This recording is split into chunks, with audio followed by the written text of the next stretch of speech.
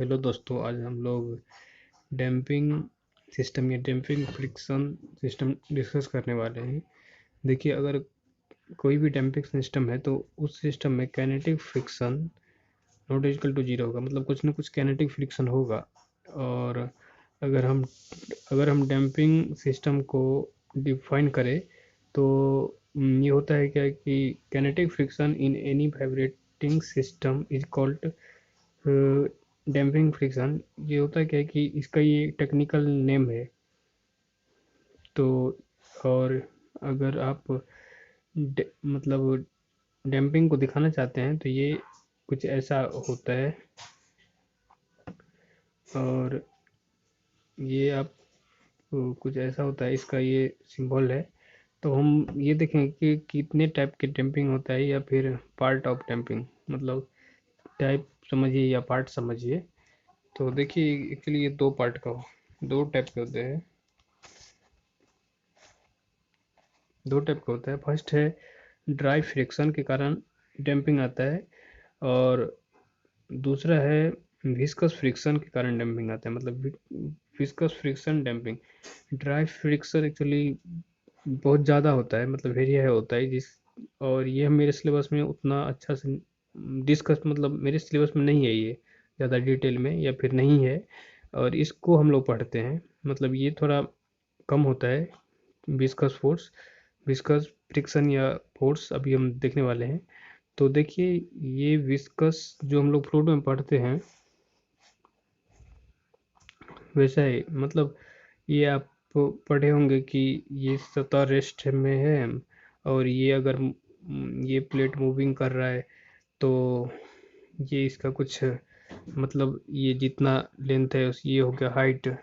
और यहाँ पे u बराबर 0 है, और v यहाँ पे कुछ है, मतलब जिस सरफेस से यहाँ का फ्लूइड है, तो ये फ्लूइड एक्चुअली फ्लूइड का वेलोसिटी सरफेस के वेलोसिटी का इक्वल होगा, तो v इक्वल टू 0 होगा इस यहाँ के फ्लूइड का भी।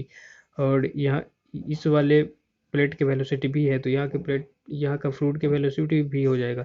तो यहाँ पे shear stress tau equal to होता है mu dv by dv upon d y. Mu है डायनामिक विस्कोसिटी, और d v upon d y है वेलोसिटी ग्रेडियंट। तो देखिए, हम शेयर स्ट्रेस को लिख सकते हैं एफ अपॉन ए, और यहाँ पे म्यू, और ये वेलोसिटी ग्रेडियंट को हम लिख सकते हैं final velocity minus initial velocity, और डिस्टेंस मतलब वाई माइनस 0। तो यहाँ पे एफ इक्वल टू हो जाएगा mu V Y, mu upon Y into A. तो यहाँ पे क्या है कि म्यू ए अपॉन वाई को हम एक ऐसे कांस्टेंट ले रहे हैं, और यहाँ पे इंटू में भी हो जाएगा। तो एफ सॉरी तो यहाँ पे एफ डायरेक्टली प्रोपोर्शनल तो भी हो जाता है, और ये हम आगे डिस्कस कर रहे हैं। एक मिनट, एफ डायरेक्टली प्रोपोर्शनल तो भी हो जाएगा, तो एफ इक्वल टू हो जाएगा सी इंटू बी। सी है यहाँ पे कोफिशिएंट ऑफ डैम्पिंग, मतलब यही सी का हम लोग एक्चुअली पढ़ रहे हैं। तो ये है, ये साइन हटेगा तो यहाँ पे सी आ जाएगा, तो ये हो गया कोफिशिएंट ऑफ डैम्पिंग। अब क्या होता है डैम्पिंग फोर्स, मतलब जो एफ जो था ये डैम्पिंग फोर्स, ये डायरेक्टली प्रोपोर्शनल हो जाता है भी के, और भी हो जाता है। तो हम इसमें एक्स डॉट से डिनोट किए हैं। अब चूंकि हम थोड़ा सी का यूनिट देख ले, तो सी का यूनिट होता है, मतलब ये है एक, मतलब ये है डायनेमिक विस्कोसिटी एरिया, और वाई। तो आपको अगर इसका यूनिट निकालिएगा तो newton into second upon metre आ जाएगा। तो देखिए हम एक spring mass system with damping के साथ इसमें कैसे एक्चुअली फोर्स का एनालिसिस किया जाता है, मतलब वो ये हम देखेंगे। तो देखिए, मतलब टी बराबर 0 पे यहाँ पे है, और मीन मतलब थोड़ा डिफ्लेक्ट होके टी बराबर टी पे इस कंडीशन में आएगा। तो हम इसका फ्री बॉडी डायग्राम बनाएंगे, तो ये कुछ ऐसा हो जाएगा। मतलब ये एम जी नीचे लगेगा, देखिए एक्स ये नीचे की ओर अगर डिफ्लेक्ट होगा तो इससे क्या होगा कि ये इनर्शिया फोर्स लगेगा, और m into x double dot inertia force हो जाएगा, और ये हो जाएगा damping force c into x dot. ये आपको याद रखना पड़ेगा, डैम्पिंग फोर्स, ये हो गया इनर्शिया फोर्स, और ये हो गया स्प्रिंग फोर्स, ये हम लोग पहले भी पढ़ चुके हैं, मतलब स्टिफनेस इंटू एक्स, ये हो गया स्प्रिंग फोर्स। अब देखिए इन तीनों का अगर हम सम कर देंगे तो ये सम इक्वल टू 0 होगा, जो पहले पढ़ चुके हैं डी नंबर में। तो देखिए m x double dot plus c into x dot plus stiffness into x equal to 0 हो गया। अब एम से डिवाइड कर देंगे तो C by M x double dot plus C by M into X plus stiffness upon M into x equal to 0 हो गया। तो ये हो जाता है डैम्पिंग इक्वेशन, और ये इक्वेशन हमको याद रखने पड़ेगा। देखिए आगे चलिए, ये इक्वेशन हम लोग पहले पढ़ चुके हैं मैथ में। इस इक्वेशन का हम इस डिफरेंशियल इक्वेशन से कंपेयर करें तो कुछ सेम है, एक्स डबल डॉट मतलब डबल डेरिवेटिव एक्स डॉट, ये सिम फर्स्ट डेरिवेटिव मतलब यहाँ पे plus b y equal to 0, तो यहाँ पे इसका रूट हो जाएगा अल्फ़ा 1 और अल्फ़ा 2।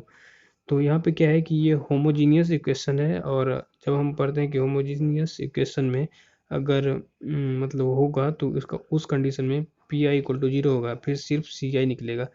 तो यहाँ पे अगर रूट इसका अल्फ़ा 1 और अल्फ़ा 2 नॉट इक्वल टू है, तो यहाँ पे एक्स का वैल्यू हो जाएगा A E to the power alpha 1 T plus B into E to the power alpha 2 T.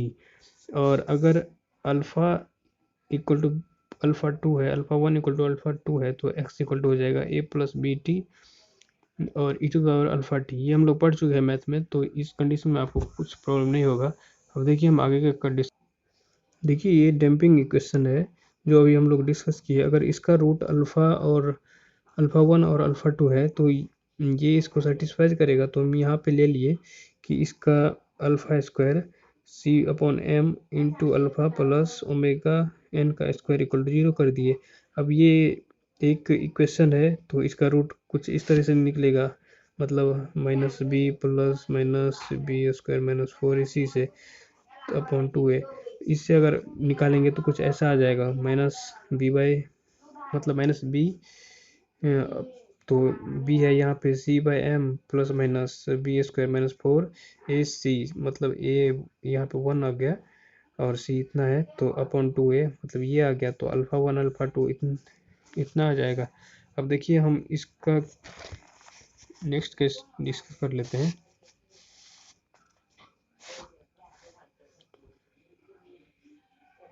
Sorry, थोड़ा साफ हो जाइए।